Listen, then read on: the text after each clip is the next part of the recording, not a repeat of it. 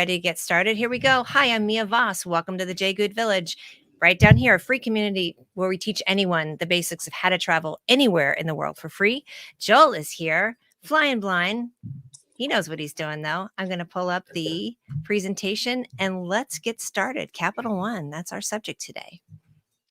Yeah, this is a very, very tough topic, and it's possibly one of the most challenging to answer because I just saw their ad just the other day when I was hanging out in our cool bougie suite um, at in Lawrence while I was helping my daughter move, and the Capital One ad came up, and I'm like, man, I mean, I can see it. It's a really compelling offer. They basically say unlimited 2x points, no blackout dates, travel on any airline, and it's true.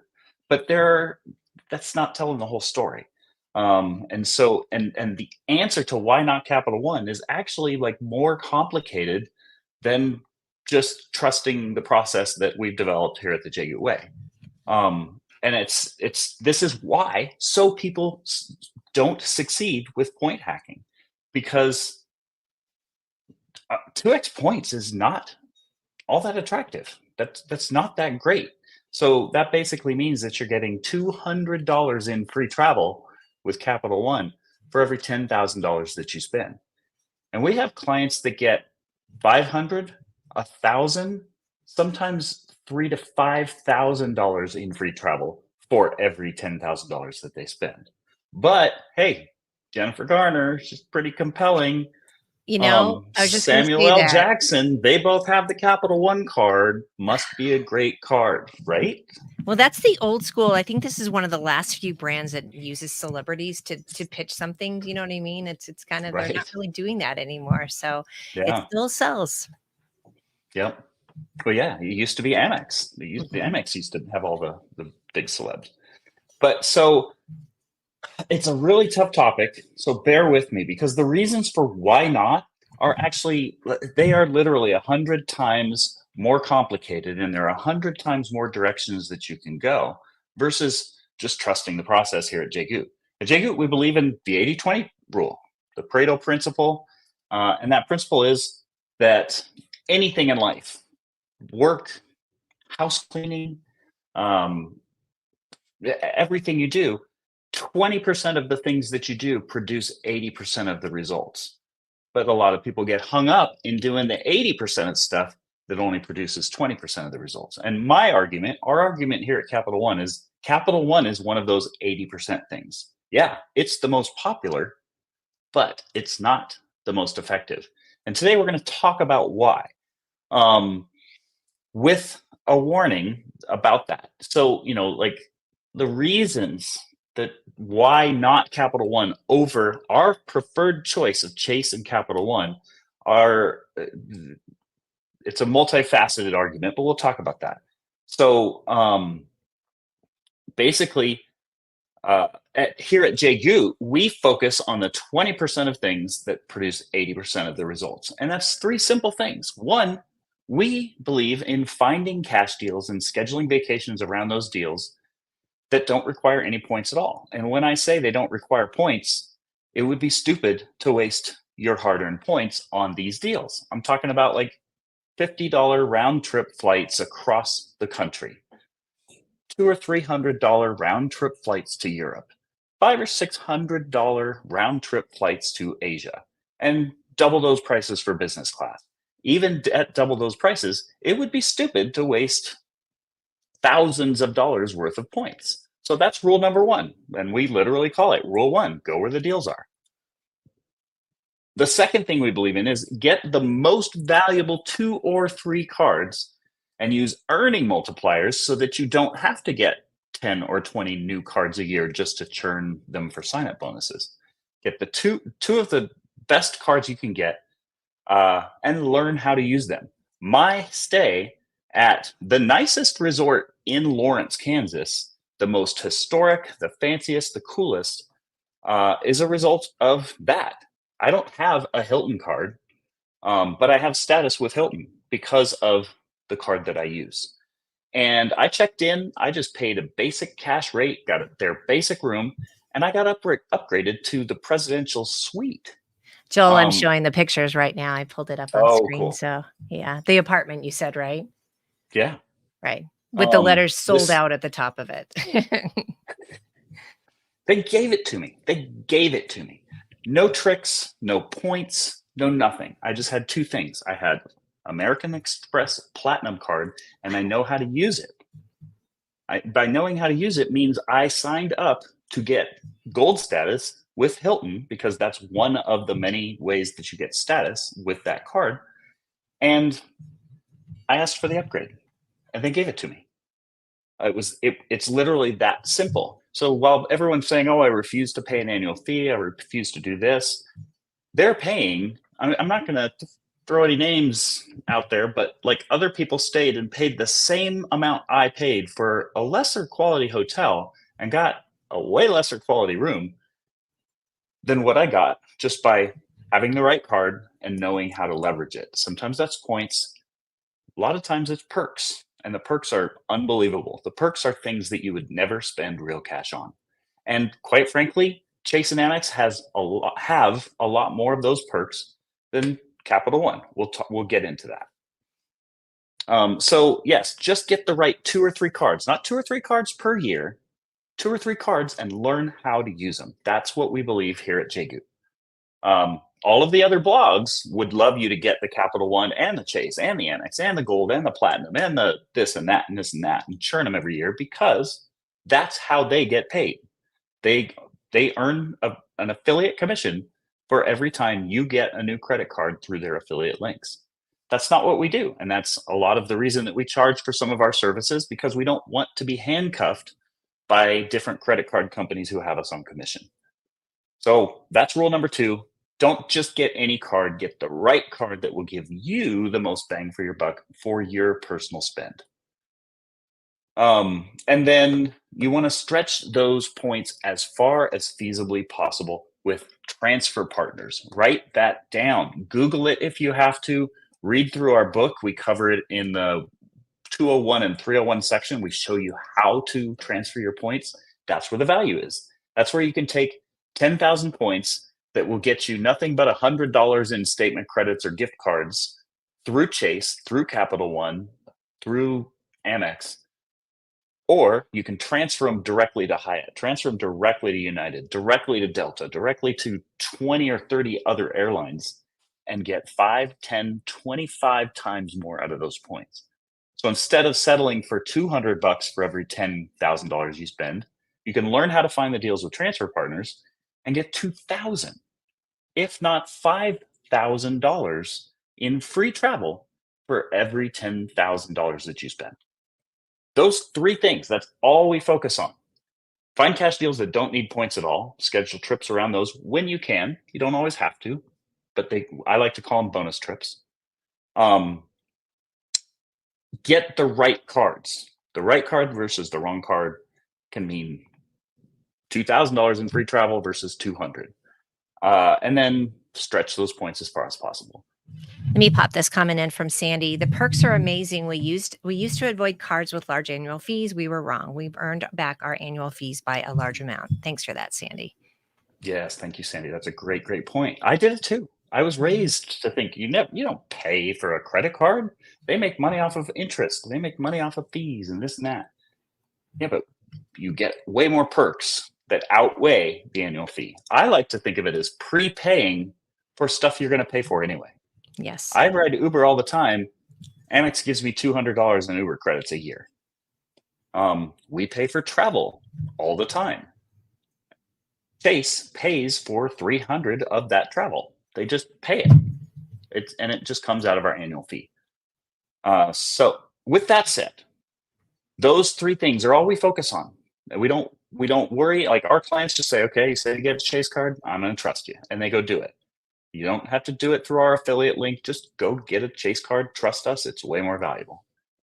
With that said, here are some overly complicated, possibly overwhelming things that are going to cause you to go into paralysis by analysis, because I just told you all the reasons you shouldn't go with Capital One before getting $10,000 to $50,000 in free travel out of your Chase Amex combo of cards.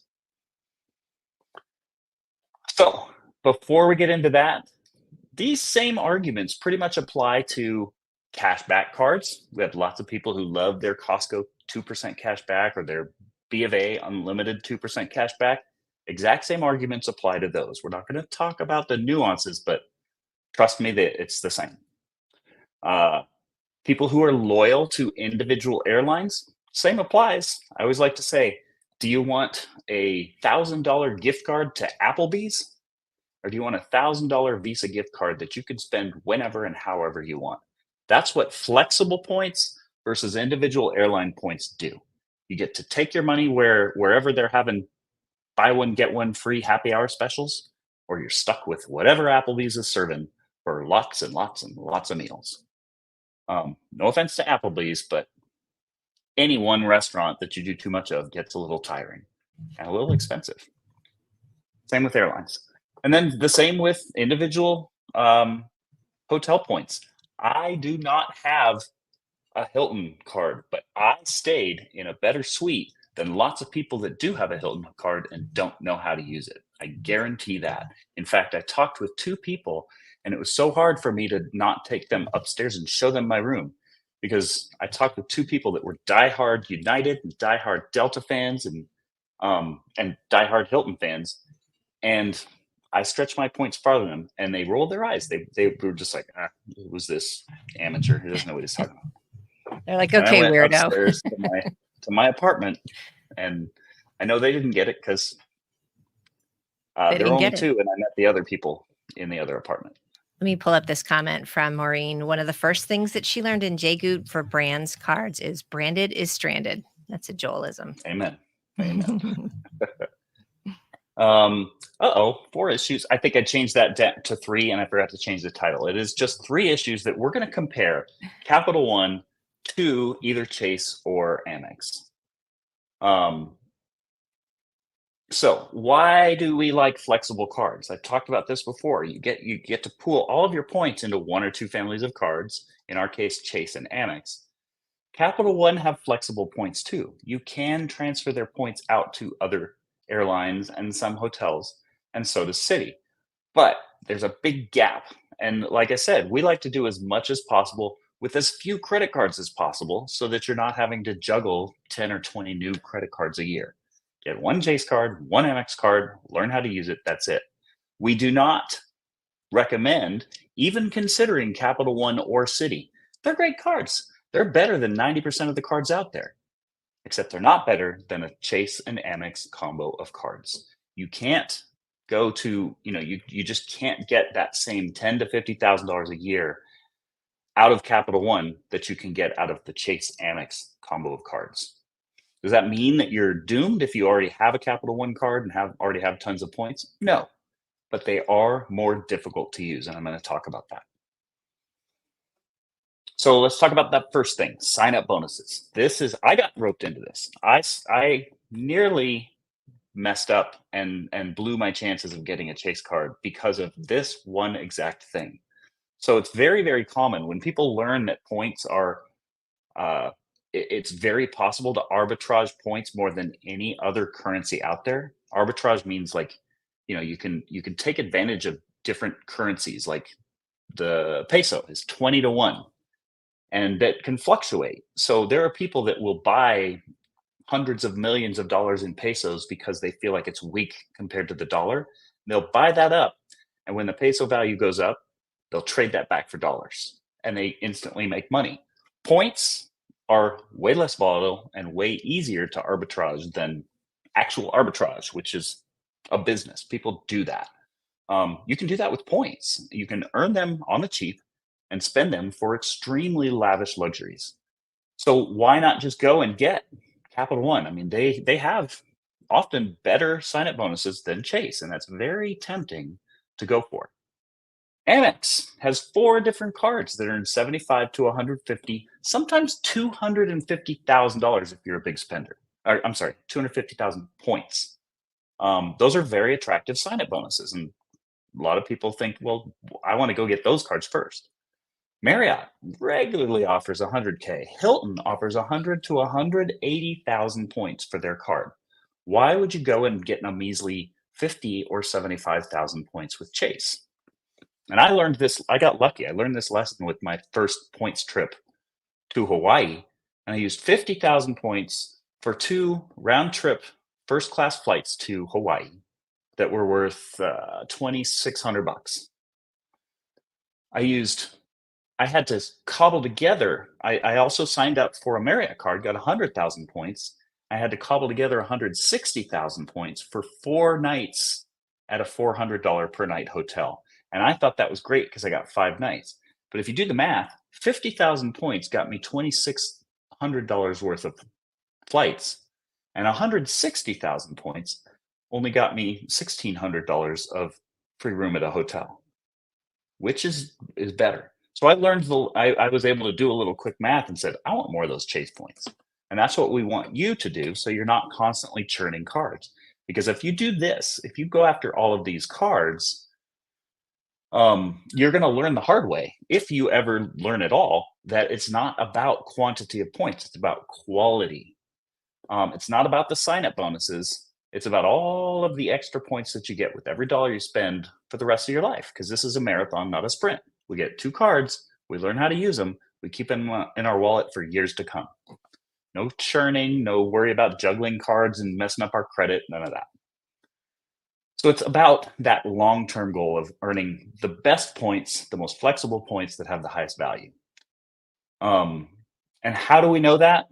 I can give an example. Now, again, all those examples, a lot of people would go and get all of these cards because they have all of these cards before they get a chase card, because all of them give way more points away up front.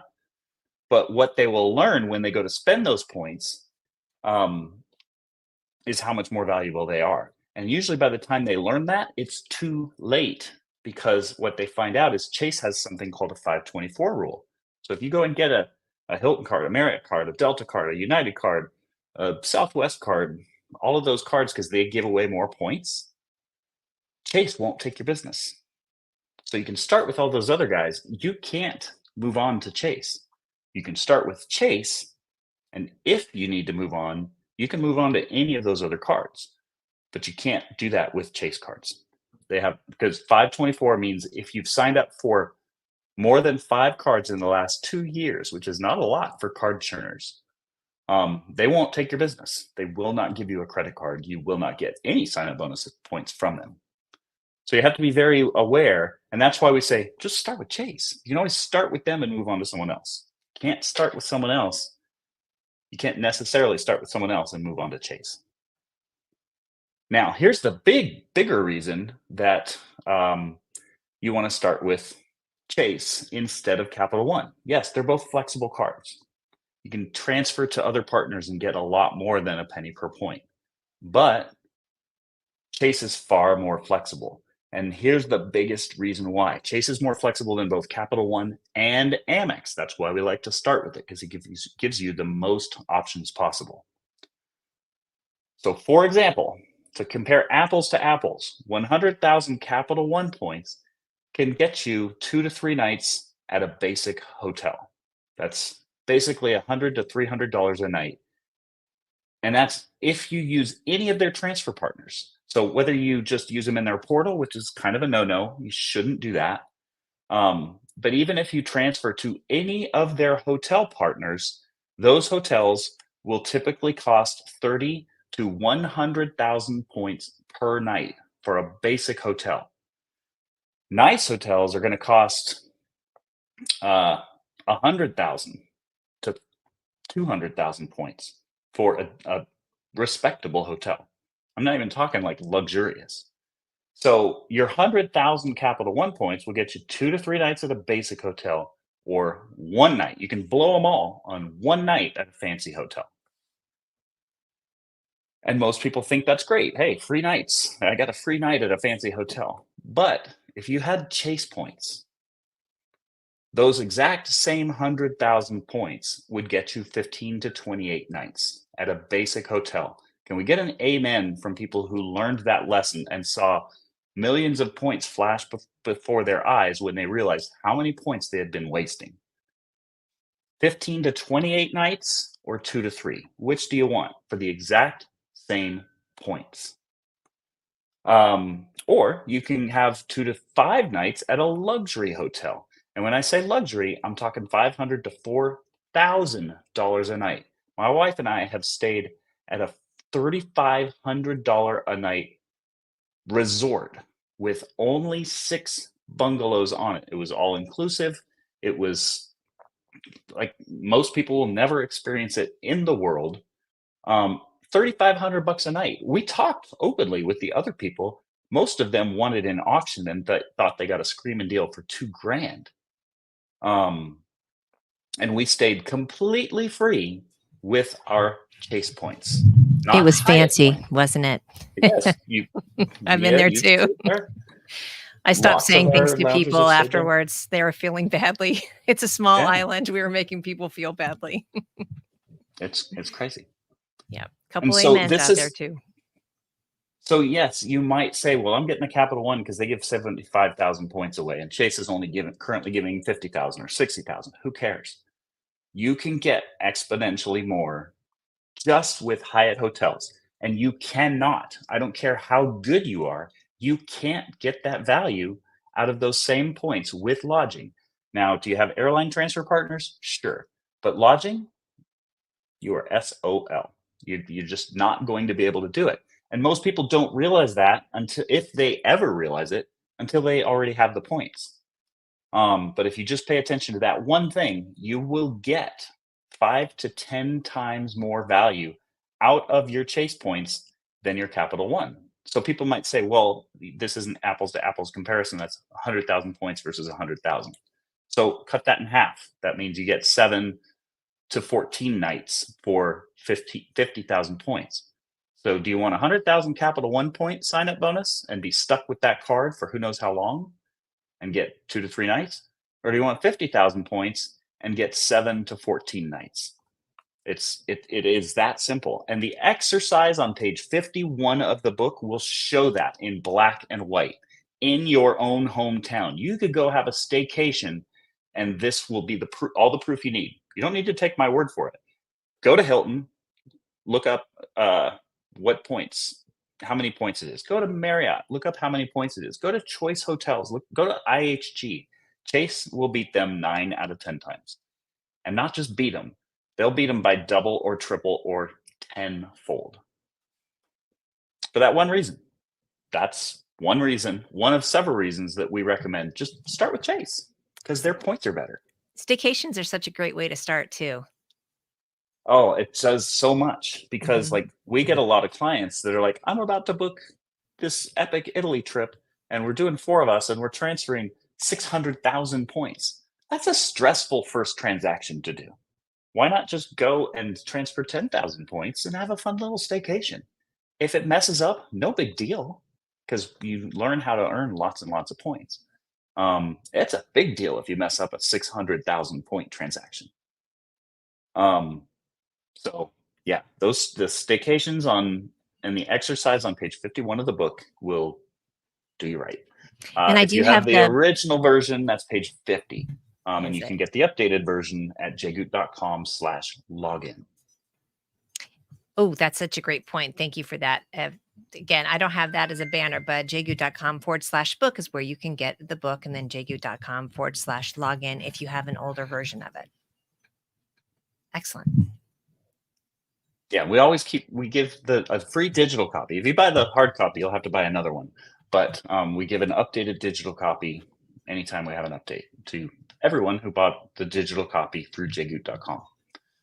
So just in case people are thinking, yeah, but so remember that this doesn't mean you have to change the way you travel. The JGOOT way is about additional backup options. It's about additional options that you wouldn't have otherwise taken. And I'm going to share a personal story from just last month.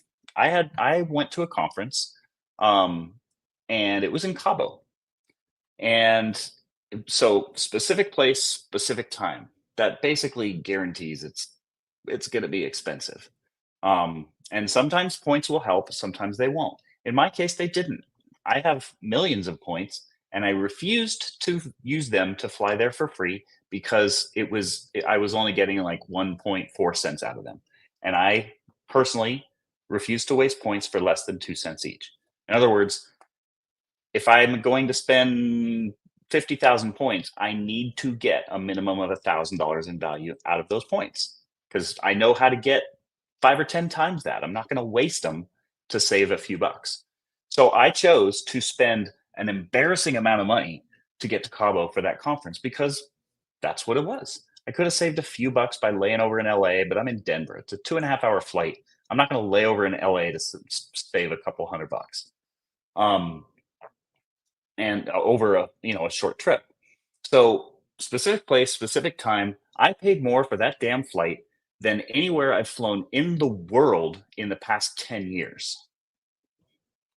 Kind of frustrating, but so I had to deal with the high prices. But I have flexible points, and there were like a dozen beautiful resorts to stay at that were anywhere from $500 to $1,000 a night. We found one that was $850 a night. Beautiful resort. You should check it out. The Hyatt Thompson. It's called the Cape in Cabo. Nice. We've been to Cabo maybe 8 or 9 times, and it's officially our favorite resort. So people should check that out. Also, excellent value for point redemption. So even though we paid a fortune for our flight, our hotel, very nice hotel, was completely free. And it was a luxury hotel that probably would have started marital arguments if we had to pay cash for it. I would be arguing that we can't afford to stay there if we paid cash. But with points, no problem, sweetie. You know what they say, happy wife, happy life. Happy life. And so all in, we were still way under an average vacation, and we just flew coach, normal. It was direct, so direct from Denver to Cabo. That's nice. I'll take a 2.5 hour direct flight in coach over business class with a layover. And even though we paid an embarrassing amount for that flight, we got the hotel for free, and the total cost of that vacation was still dirt cheap, way cheaper than what I used to spend before that trip. And that would not have been an option if I had Capital One points. Wouldn't have been. This trip would have cost a fortune. In fact, I might not have gone. But because the hotel was free, no big deal. Even though it was an astronomically expensive flight. I'm embarrassed to even say how much it was for a coach flight to Cabo. I've paid fractions of that to go to Asia in first class. So bottom line, start with Chase because you can use their points more often. It could be argued that Amex points might be more valuable, but you have to be better at it. Chase, you can use them for hotels, you can use them for flights. It's very easy to find great values in either. So even if you can't find a great deal on the flight, you can get a great deal on the hotel. Can't find a great deal on the hotel, you can probably get a great deal on the flight. And that's what makes Chase far more valuable. Any amens or comments you want to bring up on that? Well, I was just going to mention JGOOT just causes flexible thinking. Because that's not something you would have thought about before, right? You would have gotten so overwhelmed by, oh my gosh, we didn't get it quick enough, or it's going to cost too much. And now you've got all these different options that you can at least come up with, and then get to it easily, and then just let it go. Yes, we're silently or to your face making fun of you about however it was you paid for that flight, or you are too. You're saying it, but you're able to say, but I offset it with the fact that I got this wonderful hotel. I'm going to ask this question. Somebody has up there. It's probably jumping ahead, but why not? Because you asked for questions. Is there ever a reason not to use my Chase Sapphire on literally everything? I'm just starting out compared to 5% on my Target card, 3% on my Amazon card. I would use it over Target and Amazon for sure because 5%. Here's the thing. There are two variables to that equation. And 5% at Amazon sounds great. 3% at Target sounds great, or backwards, whatever, the other way around. That's what you got. But that's all you're going to get. So if you spend 10 grand for round number's sake at Target, great. You'll get $500 in credits or refunds or statement credits or whatever from Target.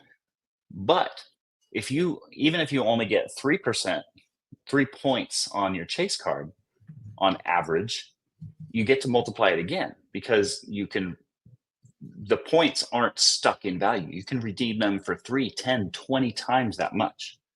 So Target, you're only going to get $500 for every 10,000 you spend. No more, no less.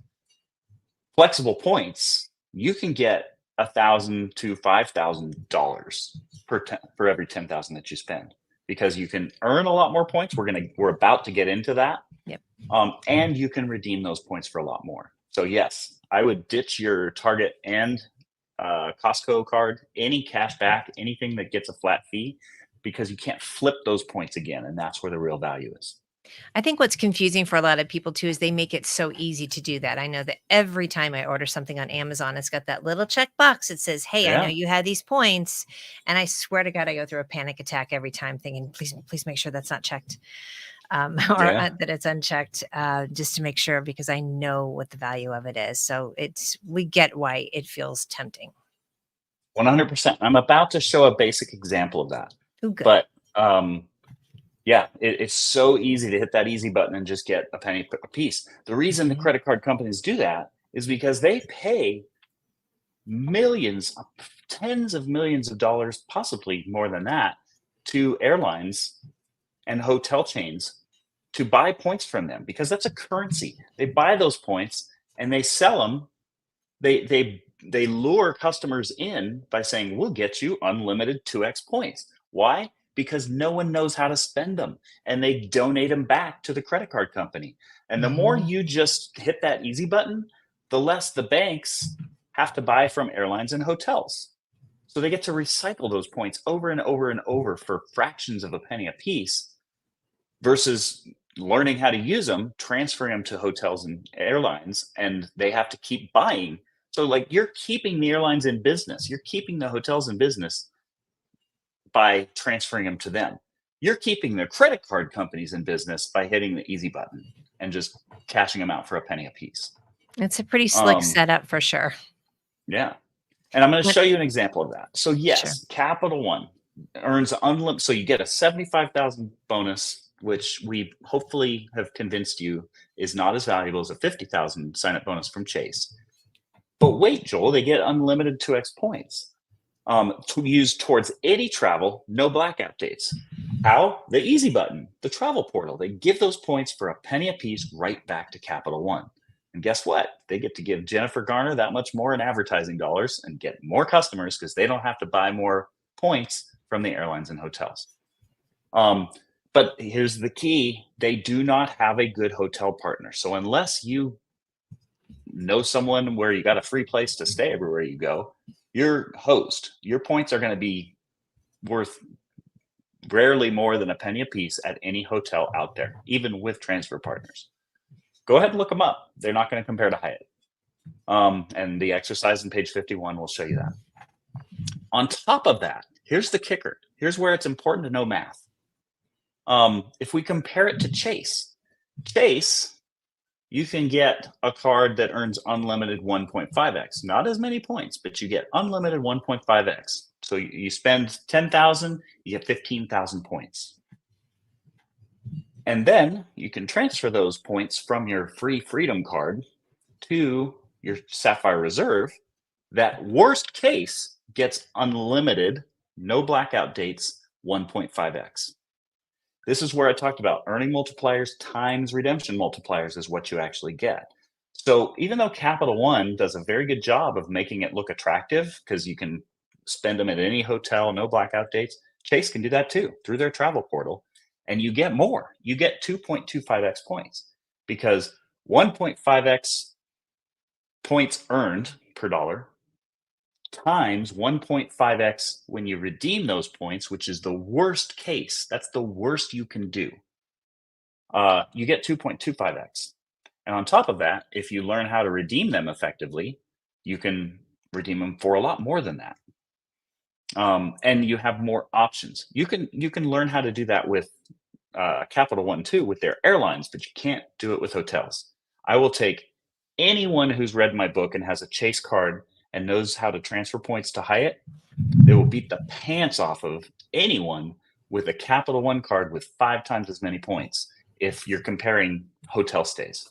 You just can't compete. And again, the worst case scenario is using the Chase travel portal, which we don't recommend because we don't recommend cashing points out for less than 2 cents a piece.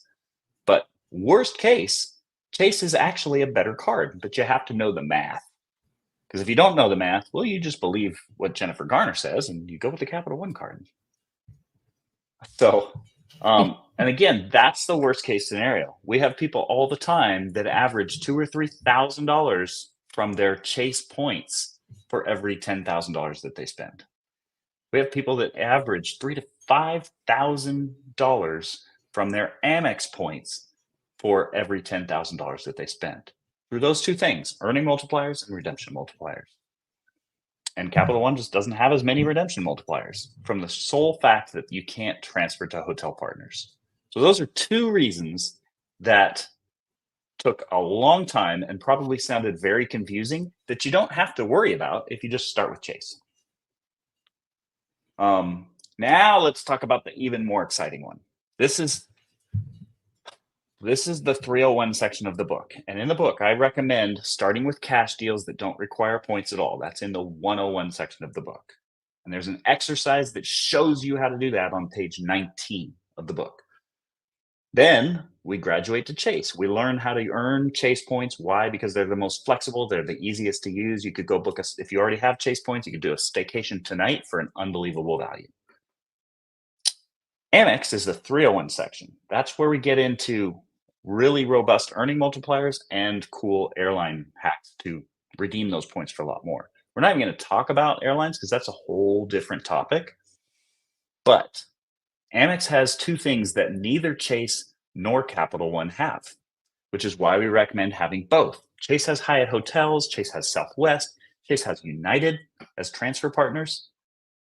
Amex has Rakuten. Amex has Amex offers, and no other credit card company in existence can compete with those two things.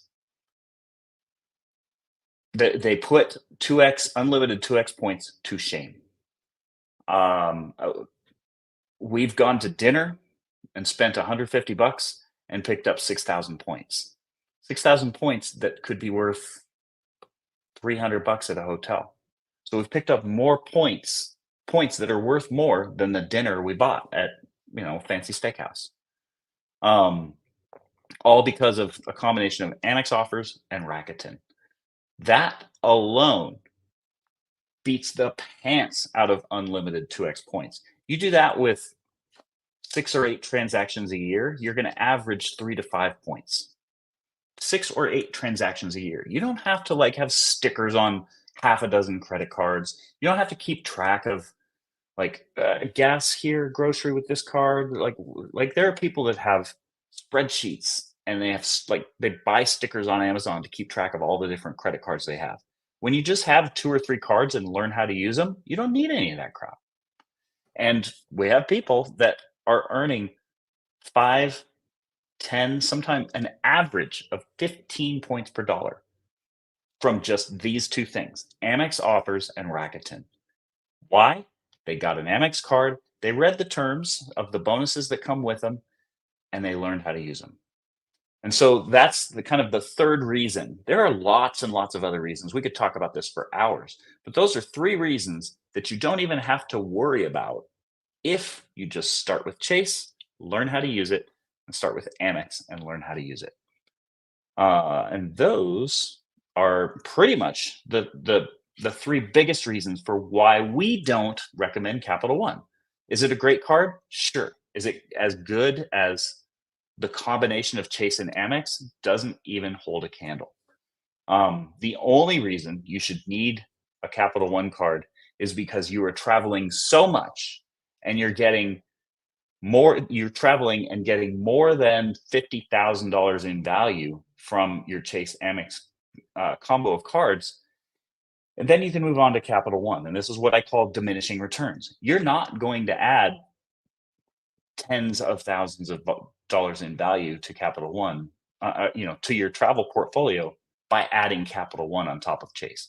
It'll help, but for most people, they don't need it.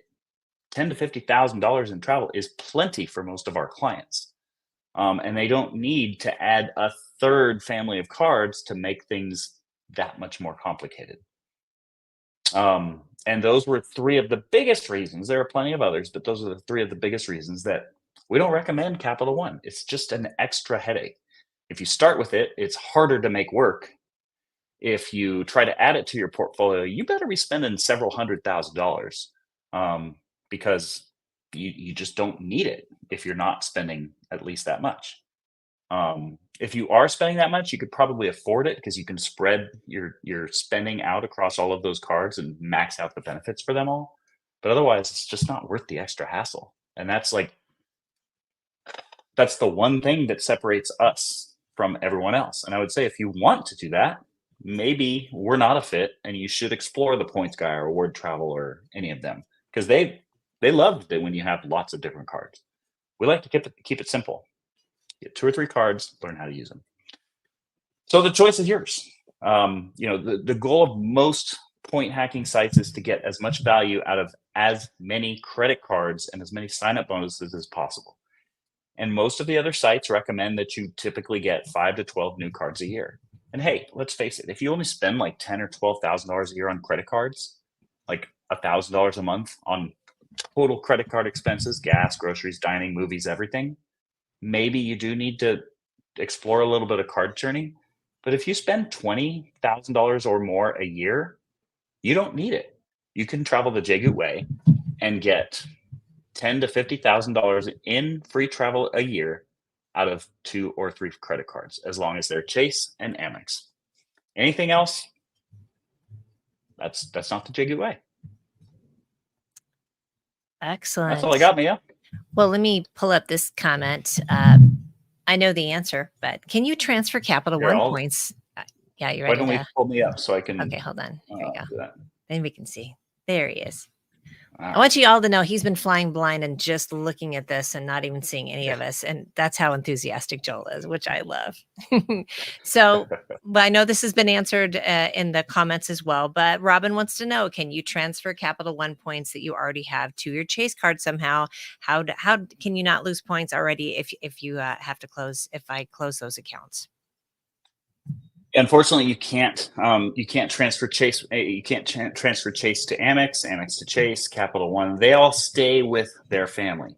Now, you can sometimes cobble them together, sometimes, and transfer. Like if you have 50,000 Chase points and 50,000 Amex points, you could transfer them both to some airlines. Some airlines don't allow it. That's also why we recommend just having as few families of cards as possible.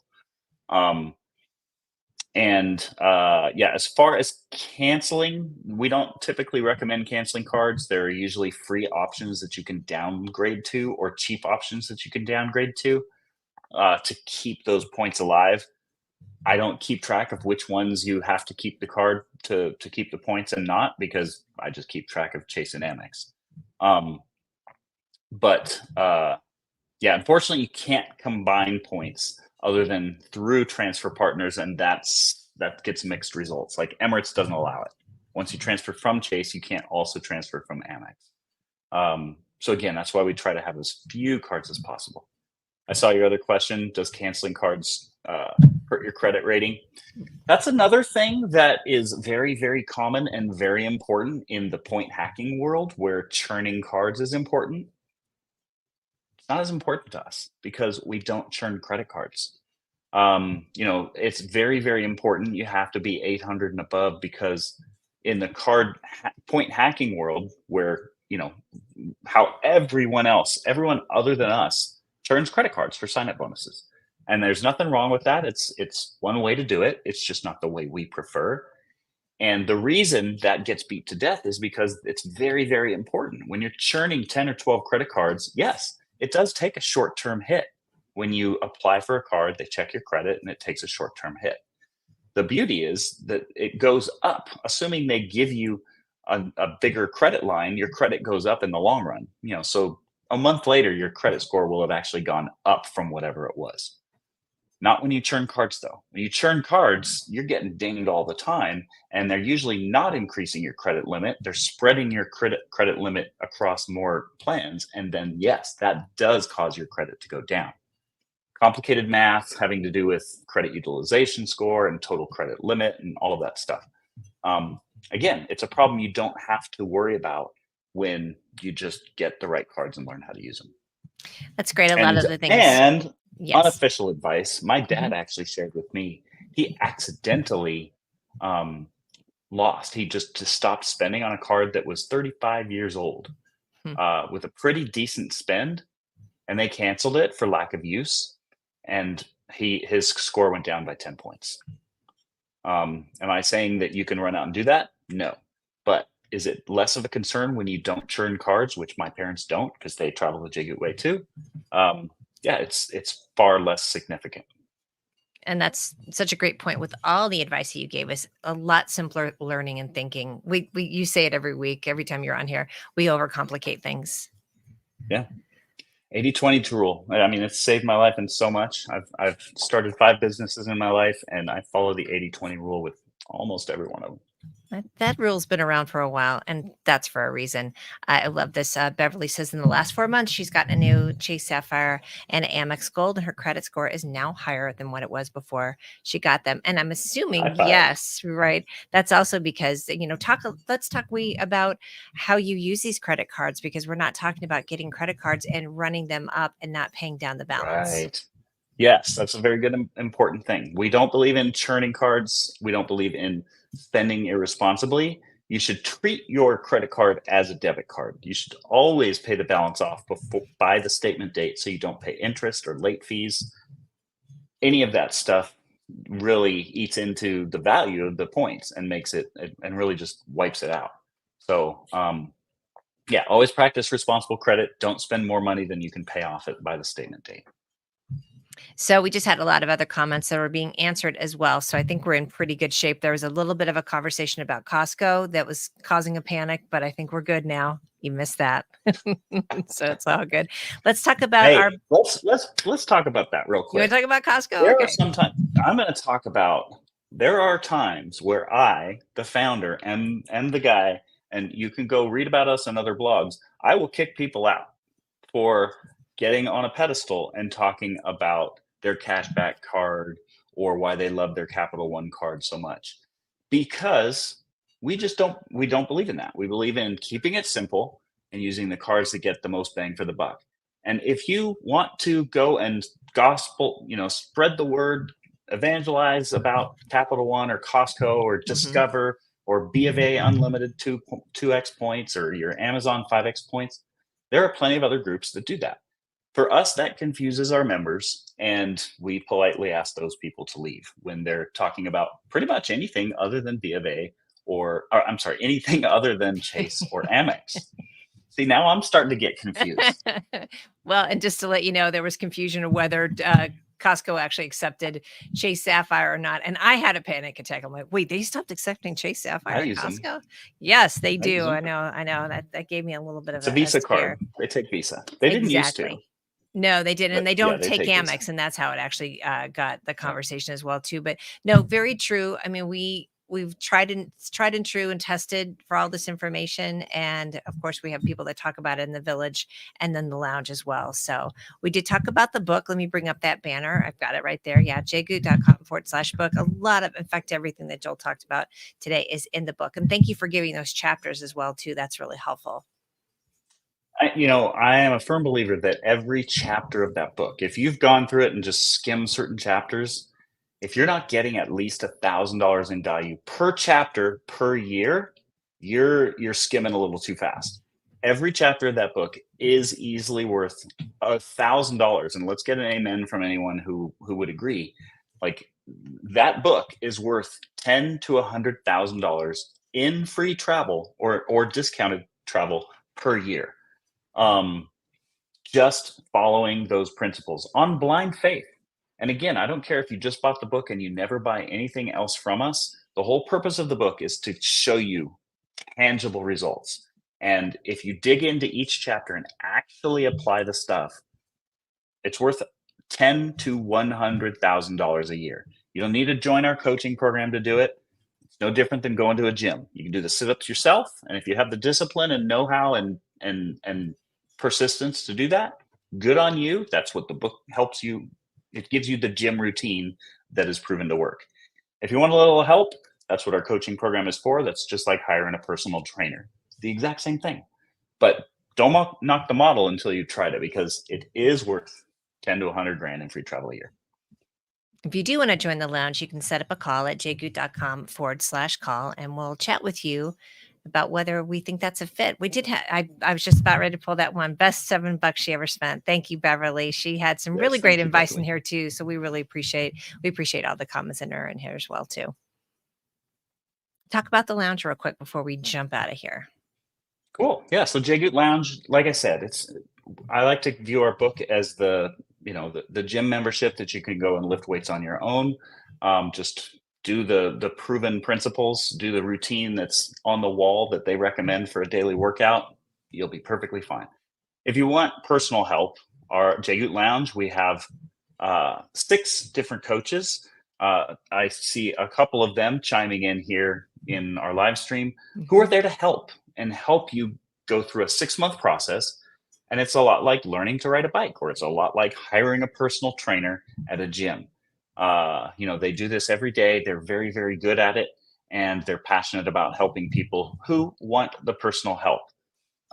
If you spend more than 4,000 or 5,000 a year on travel, if you're tired of doing it in coach, if you're tired of doing it in the nicest hotels that your budget allows, give us a call. You can set up a call at jgoot.com/call, and we can help you decide if it's necessary or not.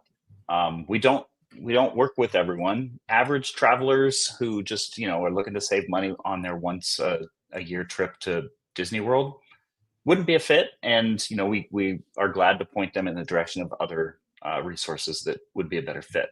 This is for avid travelers who want to travel internationally multiple times a year, want to do it in business class, and don't want to spend tens of thousands of dollars.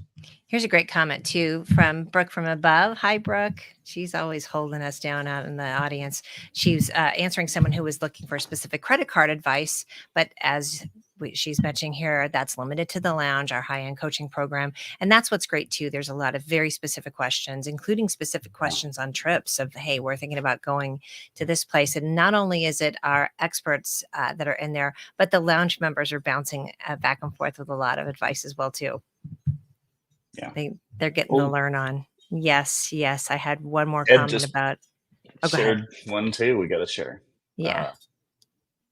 He hooked his AMEX to Rakuten, turned cash back into 15,000 points.